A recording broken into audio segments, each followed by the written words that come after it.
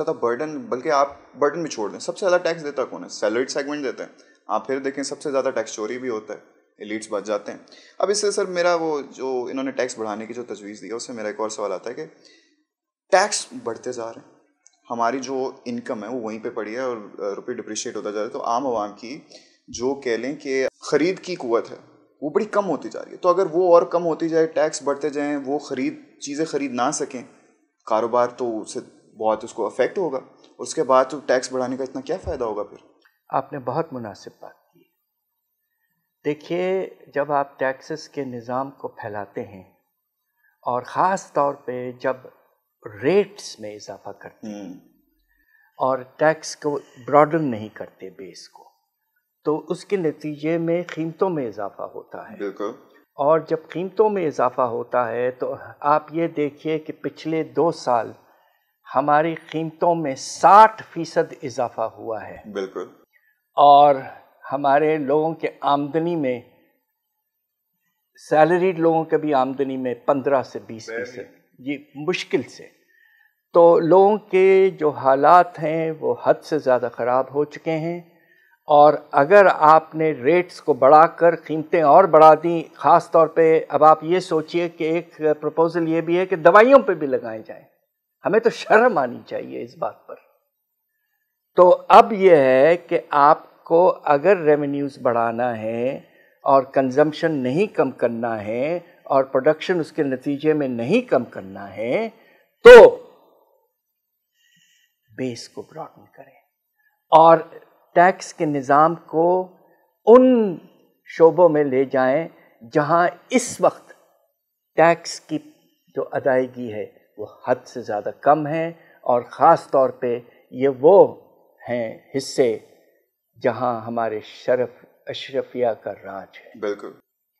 ہمیں ان کو ایک سلیقے سے ٹیکس کے نظام میں لانا ہے. 3 شعبے ہیں جس میں ہمارے اشرفیہ چھائے ہوئے ہیں اور ٹیکس نہیں دیتے ہیں. Number 1 property, real estate. بے شمار کنسیشنز ہیں, اور نتیجہ یہ کہ ایک میں اگزامپل آپ کو دے دوں, پورے پاکستان بھر میں پراپرٹی ٹیکس سے ہم 20-22 ارب حاصل کرتے ہیں. بالکل ایسا ہی ہے. ہندوستان کے ایک شہر میں, ممبئی میٹروپولیٹن کارپوریشن, پاکستانی روپیوں کے لحاظ سے 250 ارب کرتا ہے ایک شہر. واو. دوسری طرف آ جائیے, ایگریکلچر کا نظام, ایگریکلچرل انکمز. اب پاکستان میں لینڈ ریفارم تھوڑے بہت ہوئے ہیں, مگر ابھی بھی جسے کہتے ہیں نا مساوات کا بہت برا حال ہے. اب آپ یہ دیکھیے کہ جو سب سے بڑے زمیندار ہیں پاکستان کے, 1% دیتے ہیں فارمرز میں سے, سب میں سے 1% جو ہیں, ان کے پاس 22% زمین ہے, اور سب سے اچھی اریگیٹڈ زمین 1% سیگمنٹ. ہاں, اور آپ کو سن کے شاید تھوڑی سی حیرت ہوگی کہ ایگریکلچرل انکم ٹیکس کا نظام موجود ہے, اور اس طبقہ جو ہے 1% والا, ان کے سالانہ آمدنی جو ہے تقریباً 800 سے 1000 ارب ہے. بالکل. اور ٹیکس کتنا دیتے ہیں؟ چاروں شعبوں کو ملا لیں 2 ارب. 2 ارب. یہ ہے نظام آپ کا. اور آپ چینی سے جو ایک بیسک کنزمپشن کی آئٹم ہے, اس سے 65 ارب اٹھا رہے ہیں غریب لوگوں سے. ہمیں شرم نہیں آتی؟ یہ ہے آپ کا نظام. سر آپ نے سیکٹرز کا جن کا ذکر کیا, میں آپ کا تھوڑا سا پرسپیکٹیو لینا چاہوں گا اس پہ کہ ابھی ہم نے سنا ہے کہ اورنگزیب صاحب بھی, انہوں نے کہا تو ہے, وہ کوششیں بھی کر رہے ہیں کہ ہم ریئل اسٹیٹ کو, ایگریکلچر کو اور ریٹیل سیکٹر کو ٹیکس نیٹ میں لانے کی کوششیں کر رہے ہیں اور لائیں گے, یہ ان کا کہنا ہے. اب میں آپ سے یہ جاننا چاہوں گا, as you have been the finance minister yourself, آپ اپنا مجھے تھوڑا سا پرسپیکٹیو دیں کہ از اٹ ریئلی ریئلسٹک, کیا ہم یہ ایکسپیکٹ کر سکتے ہیں واقعی یہ آپ ہے کا, جیسے کہ آپ نے ذکر کیا اشرفیہ کا راج ہے ان پہ؟ دیکھیے, ایک وقت ایسا آتا ہے کسی ملک کے تاریخ میں جب آپ کو بہت ہی مختلف قسم کے ریفارمز اور پالیسیز کرنے پڑتے ہیں. میں آپ کو 2-3 اعداد شمار دے دیتا ہوں جس سے آپ کو اندازہ ہونا چاہیے کہ آج ہمارے ملک کے حالات کیا ہیں. جی. سب سے پہلے بے روزگاری کا پیمانہ کیا ہے؟ اس وقت پاکستان میں ہمارے جو ورکرز ہیں ان میں سے 10% بے روزگار ہیں. یہ تاریخ کا ایک بلند لیول ہے. تقریباً 80 لاکھ لوگ بیچارے بالکل ان کے پاس کوئی روزگار نہیں. جی. دوسرے طرف آپ یہ دیکھیے کہ پاکستان میں اس وقت غربت کا جو پیمانہ ہے، ہمارے عوام اور پاپولیشن میں سے 40% لوگ اس وقت غربت کے لکیر کے نیچے آ چکے ہیں، اور وہ 40% تقریباً 10 کروڑ لوگ ہیں جو پاکستان میں اس وقت غریب ہیں. ایسے حالات پاکستان کی تاریخ میں ہم نے بہت کم دیکھے تھے. جی. اگر اس وقت آپ ایک جسے کہتے ہیں کہ مساوات اور ایک جسٹس اور ایکوٹی بیسڈ نظام نہیں لاتے تو کب لائیں گے آپ؟ یہ وقت آ گیا. آپ نے اپنے امیر طبقے کو، اشرفیہ کو 4000 ارب کے ٹیکس بینیفٹس اور دوسرے مراد دیے ہوئے ہیں. اس میں سے ایک حصہ آپ کو واپس لانا ہے اپنے اسٹیٹ کے ایکسچیکر میں، اور اس سے ایک حصہ آپ کو ریلیف دینا ہے اپنے غریب اور بے روزگار. سر لانا ہے، ضروری ہے، لیکن I am sure you must have tried it as well and he is trying it as well. تو ابھی بھی وہی لوگ راج کر رہے ہیں جو پہلے کر رہے تھے. دیکھیے بات یہ ہے کہ 1997 میں doctor Pasha was influential in policy making. جی جی. آپ کو حیرت ہوگی کہ ڈسپائٹ آل دا پروٹیسٹ میں ایگریکلچرل انکم ٹیکس لے آیا، اور پنجاب میں خاص طور پہ لے آیا، مگر میں چلے گیا 1-2 سال کے بعد، اس کے بعد میں اس ٹیکس کو ختم کر دیا گیا. لا ابھی بھی موجود ہے، اور انفیکٹ 2019 کے فائنانس ایکٹ میں پنجاب نے اپنے ریٹس بھی بڑھا دیے ہیں، مگر کلیکشن 0 کے برابر ہے.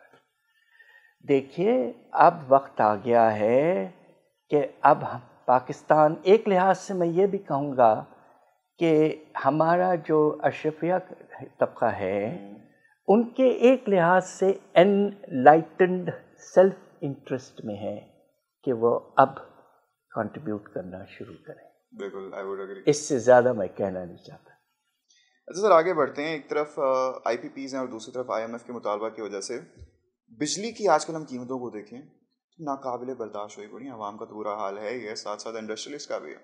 اگر ہم اسی طرح انڈسٹریز کو انکریج نہیں کریں گے تو پھر ہم کس طرح ایکسپیکٹ کر سکتے ہیں کہ ہماری ایکسپورٹس زیادہ ہوں، جبکہ ہم مینوفیکچرنگ کو فیزیبل نہیں بنا رہے، اتنا اٹریکٹ نہیں کر پا رہے انویسٹرز کو. آپ نے بہت بڑے اچھا سوال کیا ہے. دیکھیے اس وقت پوزیشن یہ ہے کہ پاکستان کے پچھلے 50 سال کی تاریخ میں ہمارا انویسٹمنٹ کا لیول اتنا نہیں گرا تھا.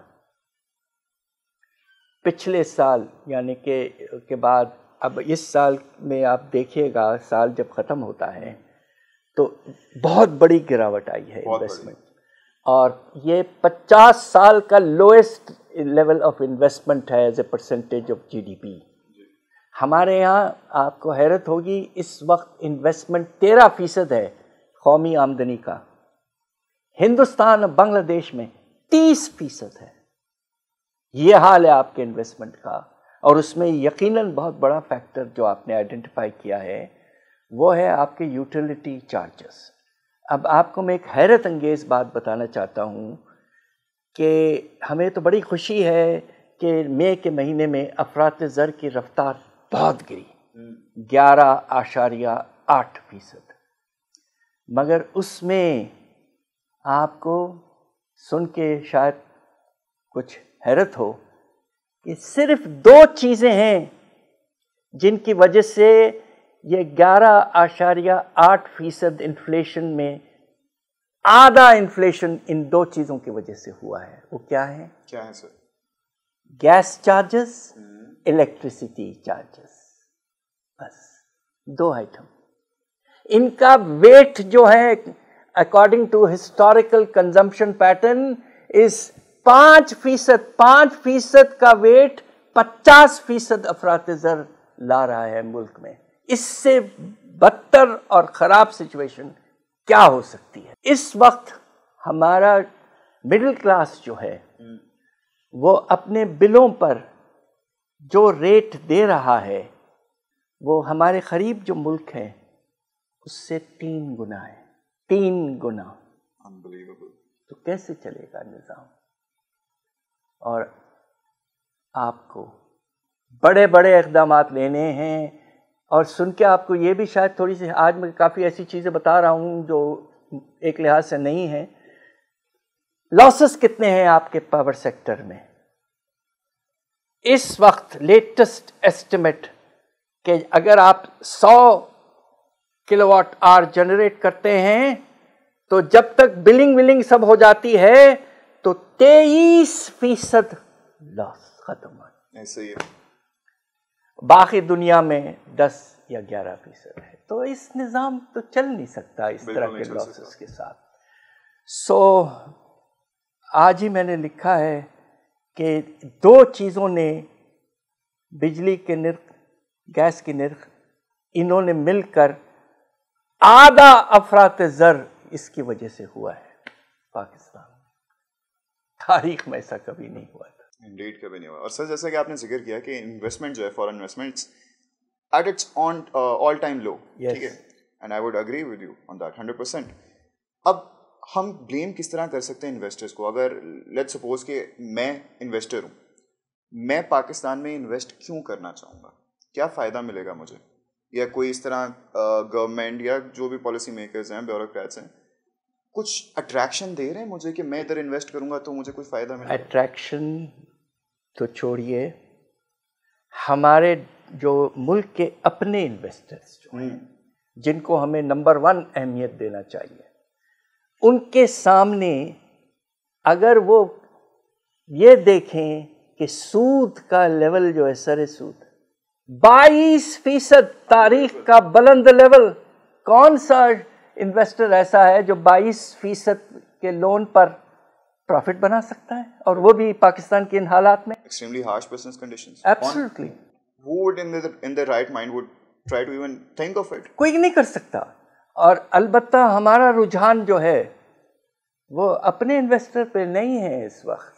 ہاں، فورن پہ. ہمارا تو انویسٹر بڑے بڑے باہر کے گورے اور پھر مڈل ایسٹرن انویسٹرز پہ ہمارا رجحان ہے.